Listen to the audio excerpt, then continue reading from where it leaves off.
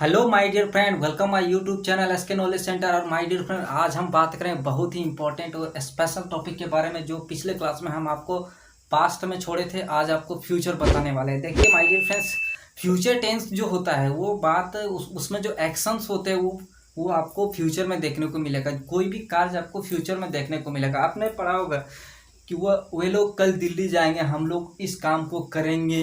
मतलब उसमें पॉसिबिलिटी होता ही नहीं है कुछ, उसमें क्रिया फिनिश ही नहीं होते है। उसमें क्रिया क्या रहता है आपका, कभी अंत ही नहीं, तो क्रिया इंडलेस होता है। ये ऐसा आप समझ सकते हैं। तो हम आज उसी टेंस के बारे में, आप सिंपली ऐसे पढ़ते होंगे कोई भी सेंटेंस, किसी भी प्रकार का कोई लोग बोलते होंगे he will go, you will read. ये आपका बेसिक और जूनियर लेवल का चीज़ है। आपको आज एडवांस लेवल की जानकारी मैं दूंगा। जैसे कि आप इसमें डबल क्लाउज का भी पढ़ सकते हैं, अगर तुम मेरी मदद करोगे तो मैं वहाँ जाऊँगा। इस तरह अगर कोई सेंटेंस रहे तो ये आपका डबल क्लाउज को देखने को मिलेगा। अभी हम उसको पूरे एक्सप्लेनेशन के साथ बताएंगे। जैसे कि आज हम जो फ्यूचर पढ़ेंगे, जो हम आज फ्यूचर पढ़ेंगे उसमें क्या होगा देखने को आपको मिलेगा कि फ्यूचर में फिक्स टाइम आपको पढ़ना पड़ेगा। मान लीजिए हम, ये मार्कर है आपके पास, ये जो मार्कर दिख रहा है, आप अगर दुकान गए, कहीं शॉप में खरीदने, बुक शॉप गए, तो वहाँ बोलिएगा एक मार्कर दीजिए, मैं पैसे आपका दे दूंगा। क्या आपको मार्कर मिलेगा? कभी नहीं मिलेगा, क्योंकि आप उसमें उसमें क्या बता रहे हैं, उसको टाइम नहीं, इंडलेस टाइम दे रहे हैं, मतलब देना ही नहीं है। उस काम को करूंगा मतलब बिल्कुल नहीं करोगे। कोई काम अगर आप सोच रहे हैं कि मैं कल पढ़ूंगा, ऐसा अगर काम है तो आप जरूर करेंगे, कल पढ़ेंगे या परसों पढ़ेंगे, ऐसा हो सकता है, क्योंकि उसमें सीमित टाइम फिक्स रहेगा। मैं एक भविष्य में शिक्षक बनूंगा, ऐसा कुछ अगर आता है तो ये फिक्स सीमित टाइम है, ये आप करेंगे। लेकिन अगर ऐसा बोलोगे मैं वहाँ जाऊँगा, मैं पैसे चुका दूंगा, इस तरह के सेंटेंस में पॉसिबिलिटी दिखता नहीं है, इसमें क्रिया इंडलेस होती है। तो आपको इसी के बारे में अच्छे से एक्सप्लेनेशन के साथ साथ चर्चा करेंगे और आपको ये मिस बहुत अच्छे तरीके से फ्यूचर टेंस को समझ में आ जाएगा। तो अभी हम इसको स्टार्ट करते हैं। देखिए जो फ्यूचर है, फ्यूचर के जो पार्ट होते हैं, एक क्या होता है फ्यूचर में, आप कितने पार्ट पढ़ेंगे। सबसे पहला जो होता है फ्यूचर इंडेफिनिट होता है, फ्यूचर कंटिन्यूस होता है, फ्यूचर परफेक्ट और फ्यूचर परफेक्ट कंटिन्यूस। तो सबसे पहला जो टेंस है आपको सिंपल फ्यूचर बताया जाएगा, जो कि फ्यूचर इंडेफिनिट के नाम से भी जाना जाता है, जो कि अभी आपको हम उसको समझाएंगे, उसका क्या प्रोसेस है बनाने का। और डबल क्लाउज भी आपको इसी वीडियो में देखने को मिलेगा, जो कि आपके लिए इंपॉर्टेंट, बहुत ही इंपॉर्टेंट। जैसे कि डबल आप ऐसा भी बना, क्वेश्चन रहेगा आपका, देखिए इस तरह का क्वेश्चन रहेगा, कल प्रधानमंत्री दिल्ली जाएंगे, ये टाइम फिक्स है। आप अगर उसको बनाए, आप उसको बनाएंगे the PM will go Delhi tomorrow, अगर इस तरह आप बनाएंगे तो ये गलत हो जाएगा। आपको यहाँ देखना पड़ेगा कि समय आपको फिक्स दिया हुआ है, जिसके वजह से आपको क्या करना, प्रधानमंत्री तो जाएंगे ही जाएंगे, ऐसा आपको सोचना है कि उसका टाइम फिक्स है उनका, तो वो जाएंगे ही जाएंगे। तो उसको आप प्रेजेंट इंडिफिनिट से बनाएंगे। कौन सा टेंस? प्रेजेंट इंडिफिनिट से बनाएंगे।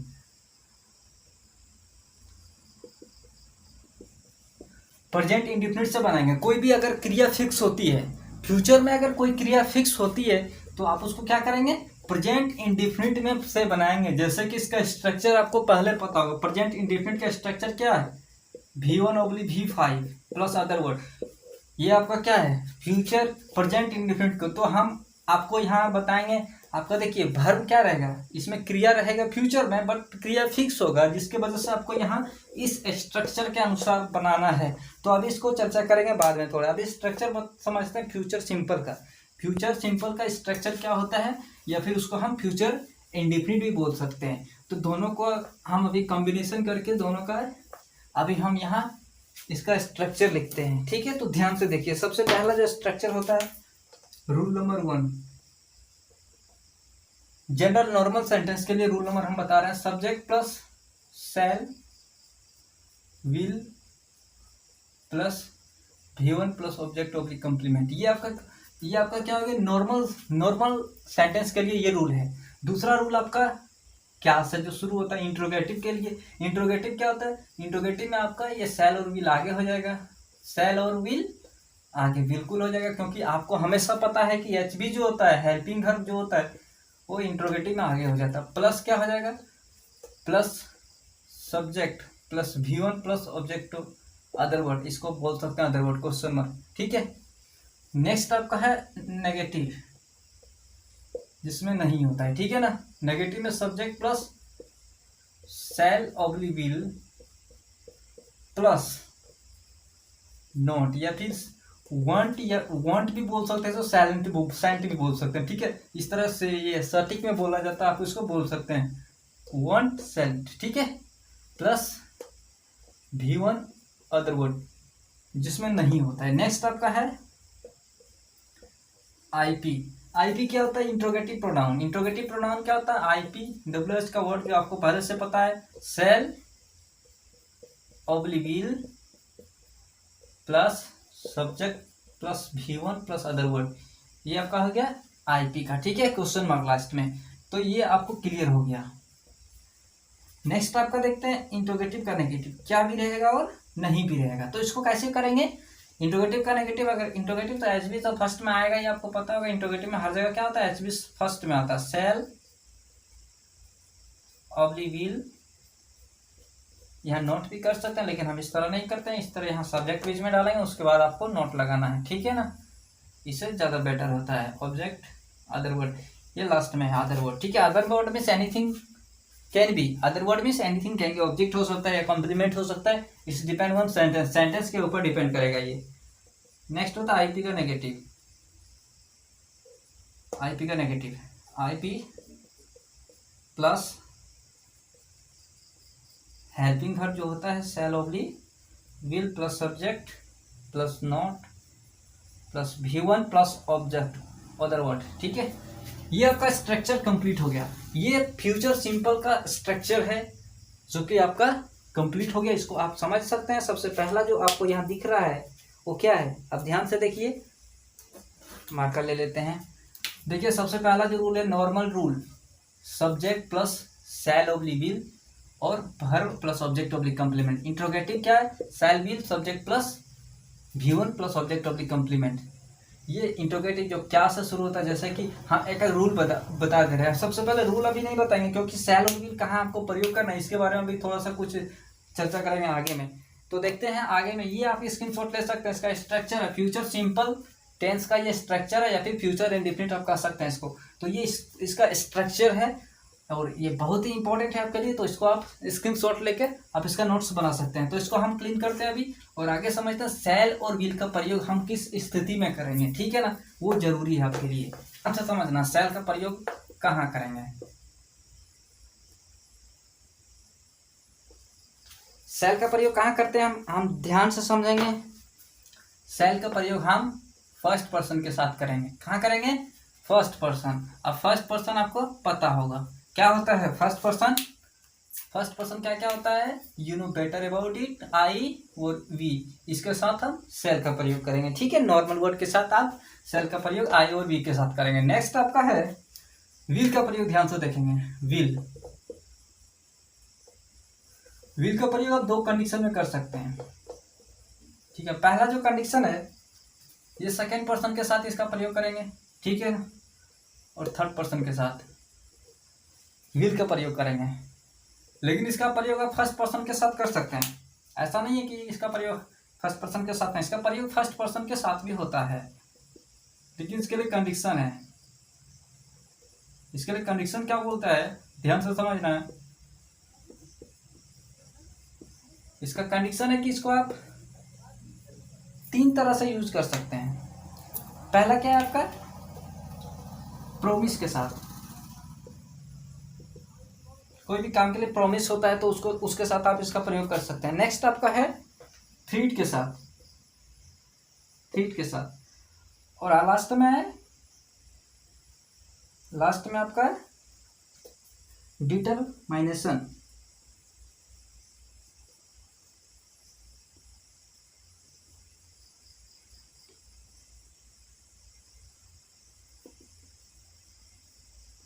इसको तीन कंडीशन में आप प्रयोग कर सकते हैं। सबसे पहला प्रॉमिस के साथ, रीड के साथ, डिटर्मिनेशन के साथ इसका प्रयोग होता है। जैसे कि अगर कोई भी काम है अब तो जरूरी है, आवश्यकता है, उसके साथ आप विल का प्रयोग कर सकते हैं, ठीक है ना। जो हम आपको एग्जांपल से बेटर समझा दिए। सेल का प्रयोग कहाँ करेंगे? फर्स्ट पर्सन आई वी के साथ। विल का प्रयोग सेकेंड पर्सन और थर्ड पर्सन के साथ होता है। सेकेंड पर्सन आपको पता है यू होता है, third person he see it या कोई भी नेम, ये थर्ड पर्सन होता है, या फिर प्लेस भी हो सकता है, उसके साथ आप विल का प्रयोग करेंगे, ठीक है ना। तो ये कंडीशन है, कुछ इंपॉर्टेंट कंडीशन है, आप इसके साथ सेल और विल का प्रयोग करते हैं। ऐसा नहीं है अभी जो अभी जो मॉडर्न ग्रामर है उसमें हर जगह आपको विल देखने को मिलेगा, इसमें ज़्यादा एरर नहीं देखने को मिलेगा आपको, इसमें बिल्कुल भी एरर नहीं है। आप विल का प्रयोग बिंदास एकदम बेहिचक कर सकते हैं। अगर कोई ऐसा सेंटेंस आपको दिखेगा ये फ्यूचर का, तो आप विल का प्रयोग करेंगे, कोई दिक्कत नहीं, जरूरी नहीं सेल लगाने। लेकिन जो इस तरह का अगर कंडीशन कुछ अप्लाई हो, इस तरह का अगर कॉम्बिनेशन आपको वहाँ दिखे, तो आप क्या करेंगे, इस कंडीशन में आप फर्स्ट पर्सन में सेल विल लगा सकते हैं। ठीक है, ऐसे तो सेल लगा सकते हैं फर्स्ट पर्सन में, नो प्रॉब्लम।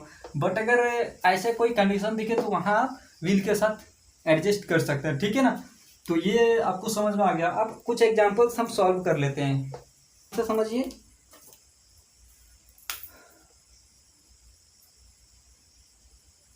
वह कल दिल्ली जाएगी, क्या तुम वहाँ रोज जाओगे? क्या तुम वहाँ रोज जाओगे? ठीक है ना, ये क्वेश्चन मार्क नहीं, यहाँ होगा पूर्ण विराम। ठीक है, क्योंकि वो इंट्रोगेटिव नहीं है, इसके वजह से। नेक्स्ट देखिए, क्या तुम वहाँ रोज जाओगे। अगर पहला है क्या, वह कल दिल्ली जाएगी, तो वह क्या सी हो जाएगा ना, सी के साथ क्या लगेगा, बिल्कुल विल लगेगा। आप पहले ही आपको हम बता दिए, she will go to Delhi tomorrow, she will go to Delhi tomorrow. ये आपका कंप्लीट हो गया पहला। दूसरा बनाते हैं, देखिए इंट्रोगेटिव का आपको देखने को मिलेगा, क्योंकि यहाँ क्या है, क्या तुम वहां रोज जाओगे, क्या तुम वहां रोज जाओगे, तो तुम के साथ विल आता है, पता है आपको, will you go question mark, will you go their daily. ठीक है, will you go their daily, will you go their daily, ये आपका कंप्लीट हो गया।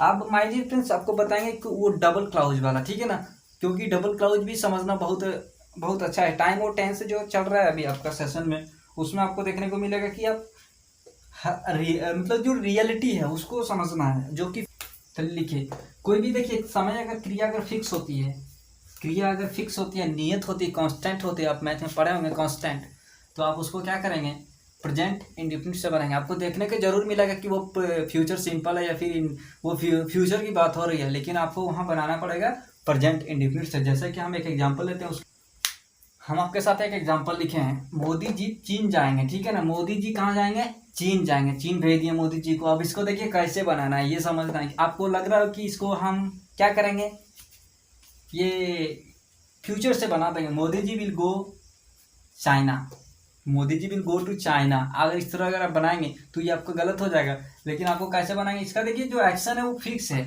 इसका एक्शन जो है वो फिक्स है, वो होकर ही रहेगा। तो आपको इसको प्रेजेंट सिंपल से बनाना है। कौन सा, प्रेजेंट इंडेफिनिट या फिर सिंपल से, सिंपल या फिर इंडेफिनिट। ठीक है ना, प्रेजेंट सिंपल या फिर इंडेफिनिट से बनाना, जिसका रूल होता है क्या होता है, subject plus V1/V5 plus other word. देखिए मोदी जी चीन जाएंगे, ठीक है ना, मोदी जी चीन जाएंगे, आप यहां बनाएंगे Modi ji goes to China. आपको लग रहा होगा एकदम ताज्जुब की ये क्या लिख दिए सर आप, Modi ji goes to China और यहाँ जाएंगे है। लेकिन आपको हैरत होने की कोई जरूरत नहीं है, ये आपका बिल्कुल सही है। ठीक है, तो इस तरह का त्रुटि आपको देखने को मिलेगा। अगर आप कुछ भी कोई भी किसी भी प्रकार का एग्जाम देंगे, त्रुटि अगर तो खोजने को मतलब सर्च करने को रहेगा, तो आप इस तरह गलत करके नहीं आएंगे, अगर इसको अगर समझ लेंगे तो। अब डबल क्लाउज की बात करें, ठीक है ना my dear friends, double clause जरूरी है, ये आप स्क्रीनशॉट करिए और अपना नोट्स बनाइए, बहुत इंपॉर्टेंट है। इस तरह का कोई भी अगर एक्शन क्रिया जो फिक्स होता है कि वो काम होकर ही रहेगा, तो वहाँ आप डायरेक्ट प्रेजेंट सिंपल या फिर इंडेफिनिट से बनाएंगे। ठीक है ना, तो इसको हम क्लीन करते हैं। देखते हैं डबल क्लाउज का एग्जांपल, यदि तुम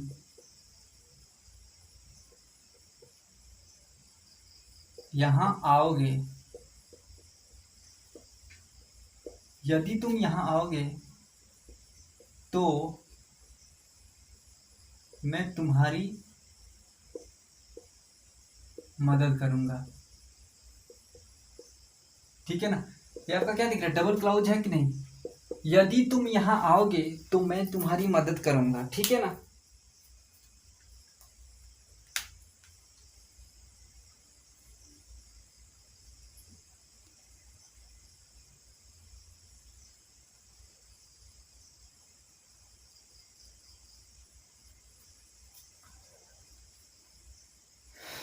देखिए, यदि तुम यहाँ आओगे, ठीक है, तो यदि को इंग्लिश में क्या कहते हैं, if you come here, if you come here then I shall